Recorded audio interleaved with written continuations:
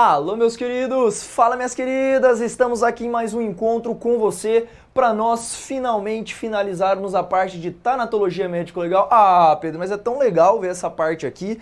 De fato, é uma coisa que interessa muito, ainda mais para a galera que trabalha com carreira policial, que vem caindo esse tópico aqui. Então agora, vamos adentrar e nos aprofundar a respeito da cronotanatognose, lembrando que a cronotanatognose é a parte da medicina legal que estuda a relação do intervalo pós-mortem, não é verdade? Lembre-se muito bem disso. E agora nós vamos falar da segunda grande parte das doutrinas a respeito. Olha só que interessante, doutor.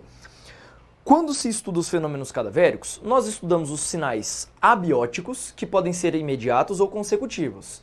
E em seguida, nós estudamos os chamados sinais transformativos, que por sua vez podem ser destrutivos ou conservativos. Vamos dar uma olhadinha nesses chamados sinais transformativos. A doutrina costuma apelidar os sinais transformativos de tafonomia, doutor. Tafonomia, portanto, nada mais é do que sinais de que houve transformação daquele cadáver até que ele suma do planeta. Tudo bem, Pedro? É literalmente assim? É basicamente isso. Se sumir, não é verdade? Tem situações em que é possível conservá-lo, como nós veremos aqui, ó. Então, dentro dos sinais transformativos, nós estudamos os sinais destrutivos, que genericamente são chamados de putrefação. Doutor, a putrefação é um fenômeno transformativo destrutivo. Enquanto os conservativos, glicerinagem, colocação em formaldeído, que é o formol, você refrigerar, corificar, você saponificar ou mumificar alguém, todos esses são chamados de fenômenos conservativos. Percebeu? Então, sinais destrutivos e sinais conservativos. Obviamente, começaremos pelo começo, que vai ser os sinais destrutivos. Vamos começar então a entender? Doutor, o sinal destrutivo é nada mais do que aquele sinal em que haverá desconstituição da matéria a nível celular e a nível também o que, doutor? A nível ocular, macroscópico mesmo. Então, a destruição a nível microscópica, celular, é chamada de autólise. Pedro, o que é autólise? É a destruição da célula. Olha que interessante. A autólise é a destruição celular, enquanto a putrefação é a destruição dos tecidos e órgãos. Perceba, a autólise é a visão micro da parada, enquanto a putrefação propriamente dita é a visão macro, é aquilo que você consegue constatar mais propriamente dito, ok? Vamos então falar a respeito da autólise. Doutor, quando você morre, eu não sei se você sabia, eu nunca morri, mas me disseram isso, né? Quando você morre, você para de respirar. Olha que interessante, se você parar de respirar quando você morre, as suas células do corpo, elas ficarão com baixo teor de oxigênio até que exista uma condição daquilo que nós chamaremos lá na asfixiologia médico-legal de anóxia. A célula ela fica em estado anótico. Por quê? Porque nesse caso, em se tratando de anóxia, há que se falar em ausência de oxigênio. Se não há mais oxigênio disponível na célula, perceba, aqui eu tenho que citar com você um pouquinho mais de fisiologia de novo. Olha só, a destruição celular com baixa de oxigênio, perceba, o oxigênio nas nossas células, ele é utilizado lá numa etapazinha da respiração celular aeróbia chamada de cadeia fosforilativa. O oxigênio livre, ele se combina com o hidrogênio que é todo transportado na cadeia, ok? E o elétron respectivo dele, e recebe se transformando em água. O oxigênio que nós respiramos, que serve como fonte de energética para os nossos tecidos, ele se combina com hidrogênio e elétron e se torna água. Olha que interessante. Nesse caso, se não tem oxigênio, você não tem respiração celular aeróbia com um número considerável de ATP. Se não há uma quantidade considerável de ATP nesse caso em concreto, não há, portanto, um suprimento energético desta célula e ela tem que se virar para conseguir energia. O que significa se virar para conseguir energia para as células? Doutor, fermentar. Começa a se produzir apenas 2 ATPs de um total de mais ou menos 38 produzido lá na respiração celular aeróbia com oxigênio. Então você sai de 38 para 2. Olha a diferença. A célula começa a trabalhar, começa a produzir 2 ATPzinhos apenas, só que como produto Além desses 2 ATPs, existe a produção de um ácido que é o ácido lático. Doutor, ácido lático, meu filho, é ácido, portanto ele reduz o pH da célula. Reduzir o pH da célula, haverá acidez. Olha que interessante. Primeiro então, ponto que você tem que estar memorizado. Reduz muito a ATP da célula. Se reduz muito a ATP da célula, as bombas da célula, bomba só de potássio, bomba de cálcio, elas param de funcionar.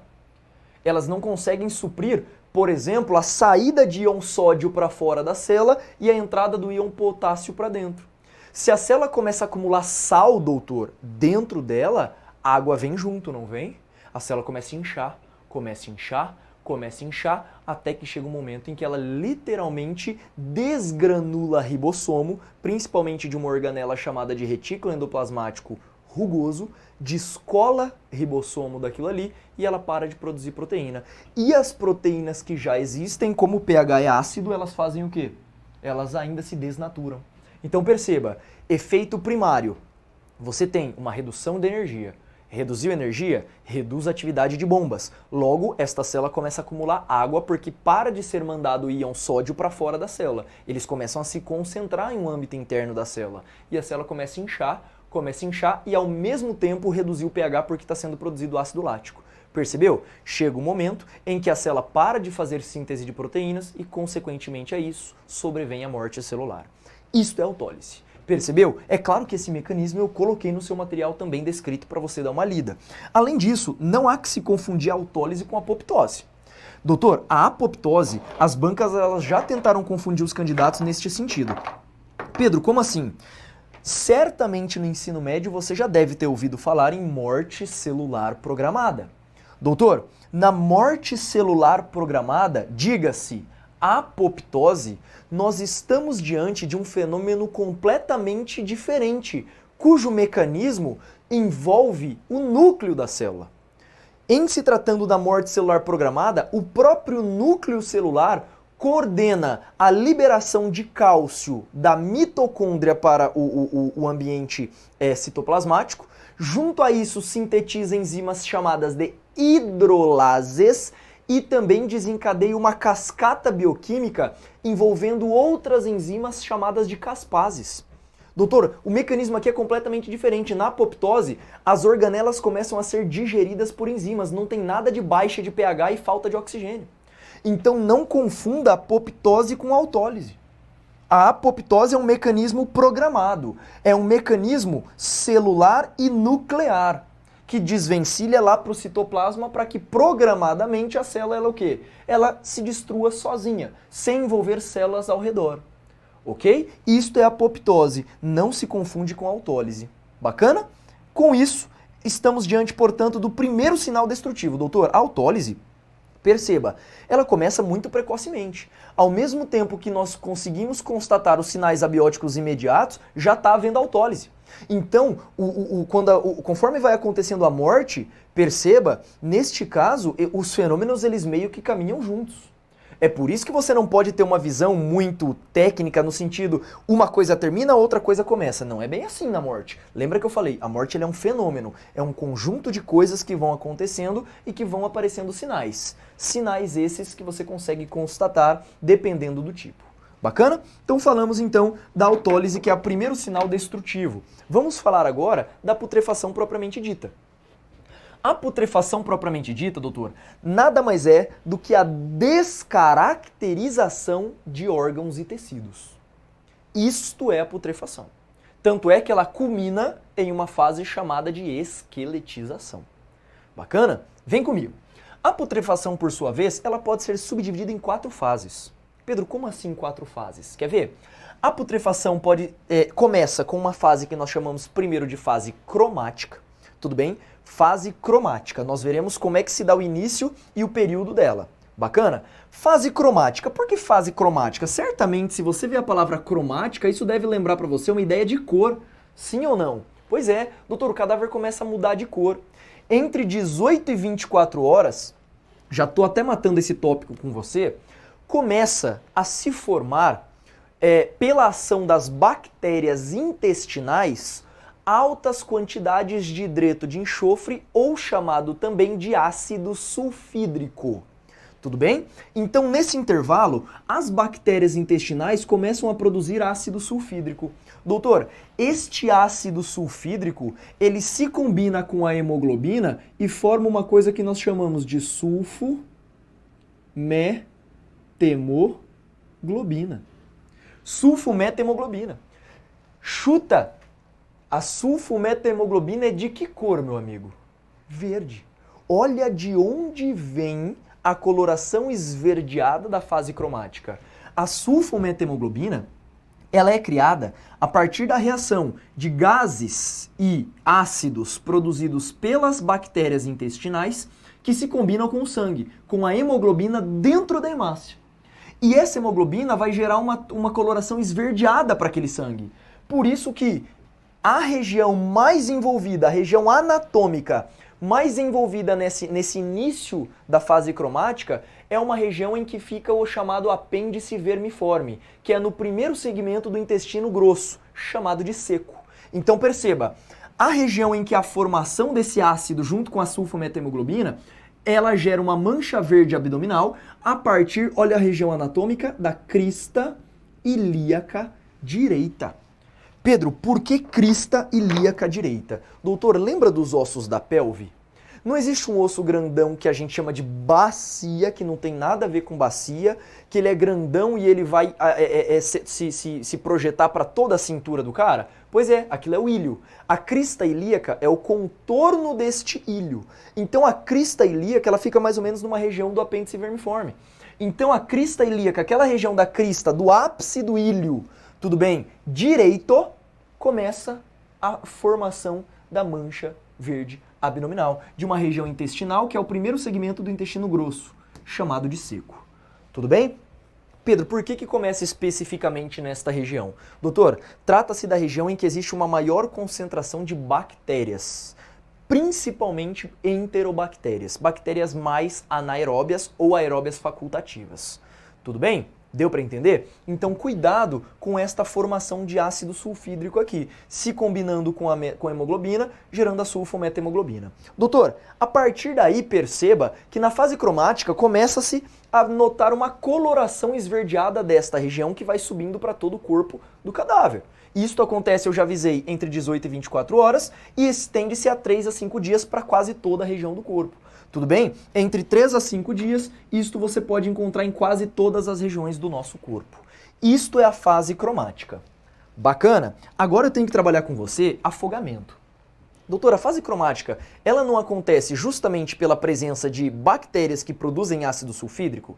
Pois é, quando uma pessoa é afogada, muitas vezes entram bactérias no trato respiratório desse afogado.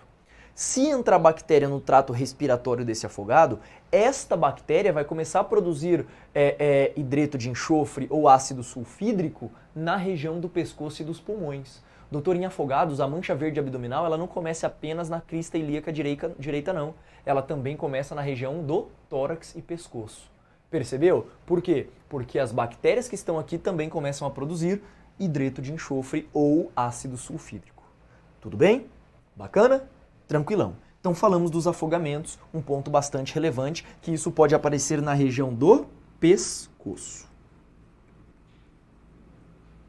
Superado o tema, vamos então para a segunda fase da putrefação, que é a fase chamada de gasosa ou enfisematosa. Pedro, o que significa a fase gasosa ou enfisematosa? Doutor, nesta fase, o nosso corpo começa a produzir alguns álcoois, notadamente o etanol. É por isso que não se pode, perceba agora, demorar mais de 6 horas para se coletar amostra de sangue de acidente de vítima de trânsito. O Código de Trânsito Brasileiro fala lá, o exame de alcoolemia, ele é obrigatório em vítimas fatais de acidente de trânsito. Doutor, se é obrigatório em vítima fatal, passou 6 horas, o próprio corpo da vítima está produzindo o quê? Etanol, podendo gerar um falso positivo.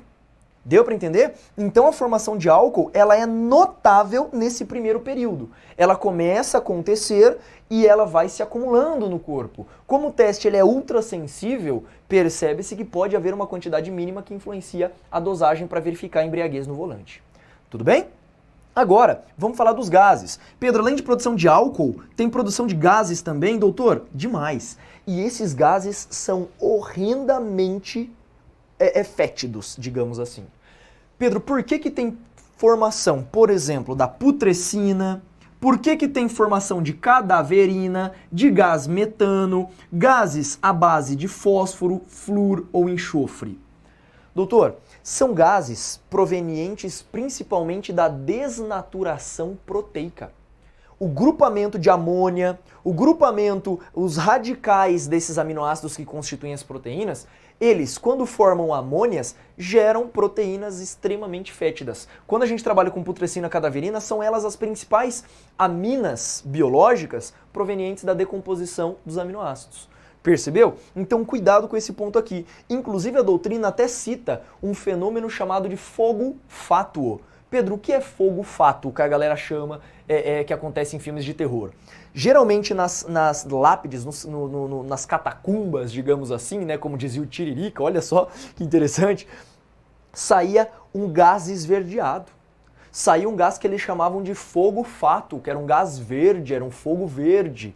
Doutor, esses gases da putrefação são todos esses aqui. O verde você encontra bastante sendo o metano. O metano ele tem uma coloração típica. Você já deve ter ouvido falar em algumas regiões de lagos, tudo bem? Em alguns ambientes mais alagáveis, digamos assim, ok? Muito típico também, caracterizando o fenômeno do fogo fátuo, justamente pela liberação desses gases, que alguns deles têm até uma coloração mais esverdeada. Bacana? Pedro, por que coloração esverdeada? Por conta, o metano, ele tem, na verdade o metano propriamente dito, ele é meio incolor, mas geralmente os gases, eles envolvem grupamentos de enxofre, e o enxofre, ele muitas vezes, ele apresenta-se na coloração verde. Tudo bem? Início da fase gasosa, doutor. A fase gasosa se dá de 2 a 3 dias. Na verdade, você nota, perceba que o efeito por ser putrefação, você nota em 2 a 3 dias. Mas o fenômeno ele já começa com, por exemplo, produção de álcool desde o início do óbito. Tudo bem? Início de 2 a 3 dias, culminando o seu ápice entre 6 e 10 dias. Bacana? Legal. Aqui existe uma posição muito típica, doutor, que você consegue constatar na literatura. Um cadáver, se você matar uma pessoa e jogar no fundo do oceano, quando for gerado, ou lagos principalmente, né? Quando for gerado gases, a densidade desse corpo vai reduzir e esse corpo vai boiar, meu brother. Então aprenda, se você for esconder cadáver, corte em pedacinho. Por quê? Porque daí os gases eles vão ser liberados normais, né? Não vai ficar acumulado numa cavidade. Percebeu? Então a posição de gladiador nada mais é do que uma posição em que a pessoa acumula gases e fica com os braços entreabertos e também as pernas entreabertas. Inclusive, esta produção de gases pode produzir exoftalmia, o olho esbugalha e muitas vezes se projeta para fora, ok? A boca pode gerar protrusão da língua. A língua fica para fora. Imagina só. Então pode ter exoftalmia, protrusão da língua, muitas vezes a presença de bolhas no corpo inteiro. Ereção, muitas vezes pode acontecer do cadáver masculino e por aí vai, justamente pelo aumento da pressão interna do corpo, principalmente em cavidades provenientes dos gases, ok? Então, cuidado. Nesse caso, a posição de gladiador aparece de 2 a 7 dias. O seu auge de produção é aproximadamente no 5º dia, tá? E existe também a chamada circulação póstuma de Bruardel, que cai tanto em prova. Pedro, o que é circulação póstuma de Bruardel? Doutor, a circulação póstuma de Bruardel nada mais é do que a aparição de vasos ricos em sulfo-methemoglobina que você consegue detectar nessa região abdominal. Então a circulação póstuma de Bruardel, ela ocorre devido à compressão dos gases intestinais dos vasos que ficam aparentes aqui na pele, principalmente na região abdominal e na região do pescoço. Então esses vasos, como eles estão pressurizados sobre a pele, eles ficam muito aparentes, de coloração inclusive mais esverdeada.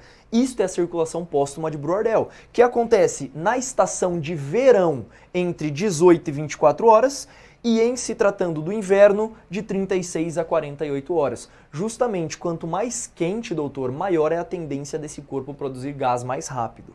Tudo bem? Então esta é a segunda fase que nós chamamos de fase gasosa ou fase enfisematosa. Bacana? Vamos comigo para a tela só para você dar uma olhadinha antes da gente partir para a próxima etapa, para você entender do que eu estou falando. Vem aqui comigo, ó.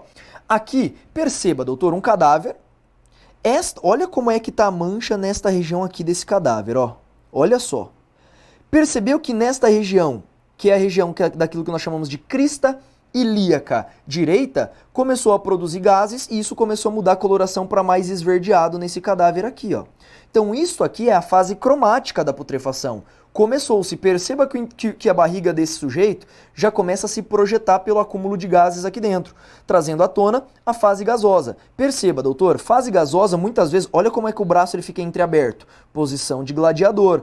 Percebeu aqui, ó, com a presença de muitas bolhas gasosas nessa fase notada aqui. Olha a circulação póstuma de Burardel, como é que ela fica, ó. Os vasos, eles ficam comprimidos sobre a pele. Se eles ficam comprimidos sobre a pele e está circulando sulfometahemoglobina, ou seja, hemoglobina verde nesse cara, ele fica muito aparente, ó. Isso aqui é a circulação póstuma de Burardel que a gente consegue constatar aí na fase gasosa da putrefação. Show de bola? Deu para entender? Me acompanha, vamos continuar. Olha só a próxima fase, doutor. Próxima fase que eu tenho que conversar com você é a fase colicoativa. Doutor, a fase colicoativa é a terceira fase da putrefação. Olha que interessante. Esta fase ela se inicia a partir de 9 dias e ela se estende até 30 a 60 dias. A doutrina pauta 30, mas tem doutrina em sentido contrário, que diz que isso pode durar de 60 até 90 dias se brincar. Ok? Então, fase colicoativa é uma fase de liquefação dos tecidos. Aqui, os tecidos começam literalmente a perder proteínas do tecido conjuntivo de sustentação e ela começa basicamente a liberar os seus líquidos, formando um líquido bem ácido amarelado. Tudo bem? Então, justamente, a fase colicoativa é esse ponto. Haverá liquefação de tecidos e aparecimento de larvas. Doutor, esta é a fase mais relevante para a entomologia forense. Como o intervalo se dá entre 9 e 30 dias, nesse intervalo acontece muitas vezes a aparição de larvas um pouco maiores de moscas chamadas da classe Diptera, quando você estuda lá na entomologia forense. Então, principalmente coleópteros, notadamente os besouros, tudo bem? Besouros e as moscas da ordem da família dos dípteros, basicamente, entraria aqui. Então, aparecimento destas larvas e muitas vezes de alguns adultos se dá na fase colicoativa, justamente porque se existe menos resistência para se transportar por esse corpo. Tudo bem? E para fechar, fase de esqueletização. Doutor, depois que os tecidos já se liquefazeram, há que se falar em restos mortais sobressalentes. Neste caso, existe a permanência de cabelos, a permanência de unhas nesse cadáver, os dentes permanecem também, muitas vezes próteses ou toda aquela estrutura que você utilizou, tendões muitas vezes se mantém íntegro no corpo da pessoa e essa esqueletização se mantém até 2 a 3 anos, até que esteja completamente esqueletizado este cadáver, sem a presença mais de tecidos orgânicos, pelo menos na maioria orgânicos, na sua constituição. E assim finaliza-se a putrefação. Bacana? Não finalizamos ainda, temos duas observações muito marcadas para nós na prova. A primeira delas é a maceração. Pedro, o que quer dizer maceração? Doutor, macerar significa desprendimento, descolamento da pele. Pedro, como assim? Já percebeu que pessoas que estão afogadas há muito tempo, a pele começa literalmente a derreter, começa a sair? Doutor, isso é maceração. A este fenômeno, a doutrina, ela classificou esse fenômeno como sendo um fenômeno destrutivo, não conservativo. Tudo bem? Trata-se de um fenômeno destrutivo com desprendimento da pele e de alguns outros tecidos. Portanto, isso acontece notadamente em ambiente líquido. Em ambiente líquido. Que pode ser de maneira asséptica ou séptica. Pedro, como assim? A maceração asséptica é aquela maceração que se detecta em morte fetal intraútero. Olha que interessante. Se o feto ele tem entre 5 e 6 meses para frente, a doutrina adota mais 6 meses para frente, porque até o 5º mês é possível que haja aquilo que nós chamamos de feto litopédio. Tudo bem? Que nós veremos lá na sexologia. Mas aqui, você tem que se lembrar que o feto, entre 5 ou 6 meses para frente que falecer, ele muitas vezes pode se macerar. Então haverá esse desprendimento de tecidos que nós veremos já já como é que funciona. Bacana? Então a maceração pode ser asséptica. Asséptica por quê? Porque nós sabemos que esta cavidade ela não tem contaminação bacteriana. Então ela é asséptica. Por outro lado, se você desovar, por exemplo, um cadáver num rio, certamente esse rio é contaminado. Portanto, neste caso, se fala-se em maceração séptica, não mais asséptica. E na maceração séptica, ela acontece muito mais rapidamente do que a asséptica. Pedro, por que acontece mais rapidamente? Pela contaminação, doutor. E aí nota-se que cadáveres que ficam aproximadamente um mês debaixo da água, ele já começa a ter desprendimento de toda a pele do corpo, notadamente nas regiões dos ossos, na ponta dos dedos e nas regiões em que existe superfície óssea, como o tórax aqui. Ok? Então, de um mês, pele pardacenta, pele amarelada, apergaminhada e de fácil retirada. Isto acontece na maceração séptica. Pedro, e na maceração asséptica? Na verdade, perdão, e no terceiro mês da maceração séptica, que é um citado doutrinário? Doutor, acontece deposição de cristais sob essa pele retirada, notadamente na ponta do nariz e nas pontas das orelhas. Cristais deste rio, desse lago que esta pessoa foi de fato desovada.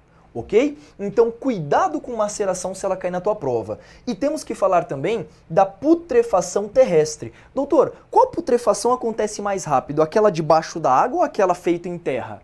Doutor, a putrefação em terra, ela acontece muito mais rapidamente do que aquela feita sob a água, justamente pela presença dos tipos de bactérias no ambiente aquático, que exige bactérias anaeróbias facultativas ou anaeróbias, tudo bem? Enquanto no ambiente terrestre você encontra tudo que é tipo de bactéria, fungo e aquilo que você imaginar. Por isso que a putrefação terrestre ela é muito mais rápida do que aquela aquática. Bacana? Vamos ver umas figurinhas antes de entrarmos em sinais conservativos. Vem aqui comigo, me acompanhe. Olha só. Eu coloquei para você, doutor, uma figurinha citada aqui pela doutrina e pelo professor Malthus, que é a fase colicoativa. Olha a liquefação do tecido, como é que se dá. O tecido começa literalmente a se desfazer, expondo o esqueleto da pessoa. E aí, obviamente, a gente consegue constatar a presença típica de larvas nesta fase colicoativa. E por fim, a maceração. Perceba, doutor, o que é maceração? Tá vendo o desprendimento da pele? A pele ela se desloca com muita facilidade na maceração. Por isso, perceba que esse bebê ele já está quase que pronto, por isso que é depois do sexto mês que acontece muito mais, esse fenômeno chamado de maceração. Bacana? Tranquilo? Agora sim, vamos voltar para falar um pouquinho a respeito dos sinais, dos fenômenos conservativos. Vem aqui comigo para a gente conversar um pouquinho. Doutor, então ainda estamos em fenômenos transformativos, mas matamos os primeiros que são fenômenos destrutivos. Agora nós vamos ver os fenômenos conservativos. Quais são eles, Pedro? A doutrina cita um monte, mas eu tenho que focar em alguns aqui com você antes da prova. Quais são eles? Primeiro que eu vou conversar com você é a mumificação. Doutor, o que é mumificação? Mumificar alguém, você vai perceber que o fenômeno de mumificação, além de conservar a fisionomia da pessoa, muitas vezes a conserva por um prazo bastante razoável. Quando que acontece a mumificação, Pedro? O fenômeno bioquímico se dá tecnicamente a partir da desidratação dos tecidos, em que não permite que água fique disponível para que bactérias utilizem na destruição do tecido. Então você acaba matando por exposição à desidratação as bactérias que são responsáveis por danificar esse corpo. Como você desidrata, você não deixa água para a bactéria usar. Então perceba, a mumificação acontecerá em indivíduos que são mais magros em ambientes quentes e secos. Expôs aquela pessoa no deserto, certamente ela será mumificada. Água vai evaporar e manter-se-á a fisionomia dessa pessoa. Isso é mumificação, tipicamente de indivíduos magros, expostos a ambientes quentes e secos.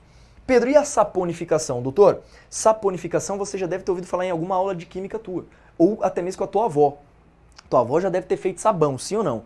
Quando você pega a gordura corporal, que é rica em triacilgliceróis, que nada mais são do que moléculas de lipídios, esta molécula, o triacilglicerol, quando ele fica exposto a um ambiente, na verdade a uma substância básica, ele tende a produzir sabão, que nada mais é do que um sal de ácido carboxílico. Um sal com uma cadeia grandona de carbono. Você pega um íon e deixa uma cadeia grandona de carbono atrás. Isso é um sal de ácido carboxílico. Isso é um sabão. Deu para entender? Então, sabão. Saponificação acontece com aqueles indivíduos que são mais gordinhos. Aquele cadáver que é um pouco mais obeso, quando ele ficar exposto a um ambiente quente e úmido, perceba que agora o ambiente é úmido, tudo bem? Em solos argilosos, solos mais básicos, doutor. Neste caso, este solo mais básico em esse ambiente úmido predispõe à produção do quê? De um composto saponáceo que nós chamamos de adipocera. Aqui na saponificação será produzido um produto chamado de adipocera, que tem um cheiro bastante rançoso para quem já viu. É muito parecido com aquela margarina velha, rançosa. Deu para entender? Justamente pela oxidação exposta desse oxigênio. Então é formado um sabão e esse sabão é chamado de adipocera. Doutor, como é formado esse sabão mais amarelado, mais esbranquiçado, esse sabão tem capacidade de matar os micro-organismos que ali estão. E aí esse corpo fica conservado.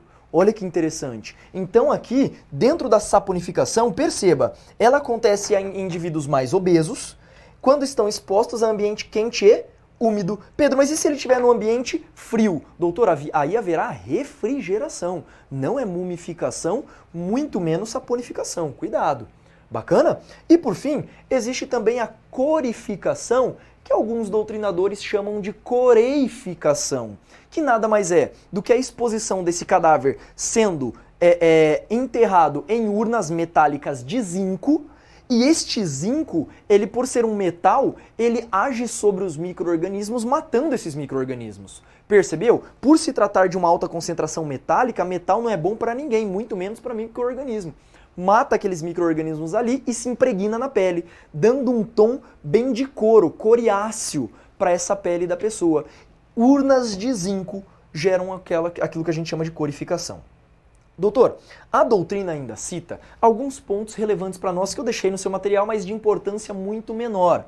Quais são esses outros fenômenos, Pedro? Glicerina e formol. Glicerina, você sabe que a glicerina ela nada mais é do que um álcool, né? Você vai ter um álcool ali proveniente do glicerol, né? O glicerol é o álcool esqueleto da glicerina e você sabe que a glicerina hoje ela não é tóxica. Então cadáveres glicerinados, quando você insere glicerina via intravenosa para todo esse corpo do cadáver, mais a questão de passar ali por fora, esse cadáver ele se torna conservado justamente por se tratar de um álcool. E aí as bactérias não tendem a agir tão gravemente nesse cadáver. Isso é a glicerina, diferente do formol. Doutor, o formol é o formaldeído. O formol ele é altamente tóxico, principalmente para o sistema nervoso central e para o sistema sensitivo. Quem já cheirou formol certamente já deve ter verificado. Por isso que se tem a predileção hoje por glicerinar um cadáver ao invés de colocar um formol, justamente pela questão tóxica da exposição ao formol. Além dessas duas, existem ainda a chamada refrigeração, que você entende bastante bem, você congela ou reduz a temperatura, reduzindo a atividade das bactérias sobre esse cadáver, ok? E existem também, basicamente, esses meios para você verificar aí na prova. Vem comigo para a tela para você dar uma olhadinha a respeito de alguns cadáveres. Perceba nesse primeiro caso que eu trouxe aqui para você, ó. No nosso primeiro caso, aqui na nossa esquerda, você vai encontrar um cadáver mumificado. Perceba que nesse caso aqui, esse cadáver ele mantém a sua fisionomia. Dá para você identificar, por exemplo, justamente porque houve desidratação desse tecido rápida com pouca presença de tecido adiposo. Já nesse segundo caso aqui, ó, você encontra um tecido mais pardacento, um tecido mais amarelado para esbranquiçado. Perceba que esse cadáver ele já está saponificado com a presença de uma coisa de um saponáceo que nós chamamos de adipocera. Ok? Então esta vem a ser a figura de um cadáver mais saponificado, digamos assim. E nesse último caso, a doutrina cita a questão de urnas de zinco. Olha como que essa pele ela vai ficar muito mais amarronzada, digamos assim, pela presença desses íons. Então ela fica muito mais em aspecto coriáceo, gerando aquilo que a gente chama de corificação ou coreificação nesse terceiro caso aqui. Bacana? Show de bola? Superamos então isso e vamos para as nossas questõezinhas para entender como que de fato isso é cobrado. Olha a nossa primeira questão. A maceração, fenômeno observado quando o cadáver fica imerso em líquidos, perfeita colocação, É produzida por bactérias anaeróbias, doutor. Errado. O mecanismo de maceração acontece por infiltração de água nas malhas do tecido. A água vai entrando e vai descolando. Doutor, nesse caso, gabarito errado. Olha a próxima. A técnica de glicerinar peças anatômicas para estudo, como forma de conservação destas, é vantajosa, se comparada às técnicas históricas, devido à melhor manutenção da coloração das peças e, em especial, não toxicidade. Doutor, certinho. Glicerinar é muito melhor do que tratar com formol ou aldeído. Perfeita colocação. Olha a próxima. Em uma exumação, realizada em um cemitério, o médico legista se deparou com um caixão hermeticamente selado. Tão logo abriu a tampa superior, verificou que o corpo havia sofrido um fenômeno transformativo, típico de urna metálica. Doutor, falou de urna metálica, você vai lembrar de zinco. Tudo bem? Nesse caso, trata-se de um procedimento chamado o quê, doutor? Corificação. Nada de autólise, mumificação, maceração e saponificação. Falou de urna metálica, está falando de deposição de metal. Nesse caso, corificação. Show de bola? E com isso, finalizamos a matéria de tanatologia forense. Perceba que não é nada assim muito exacerbado. Para facilitar a tua vida, o que eu fiz? No seu material, no finalzinho dele, no anexo dessa aula, você vai encontrar um esquema que eu fiz para você para facilitar a sua vida quanto a algumas questõezinhas se elas vierem cobrando classificação de sinais abióticos e também de sinais transformativos. E de fato, imprima, cole isso na parede do seu quarto, na parede da tua casa inteira, para que você não erre mais questões sobre tanatologia na sua prova.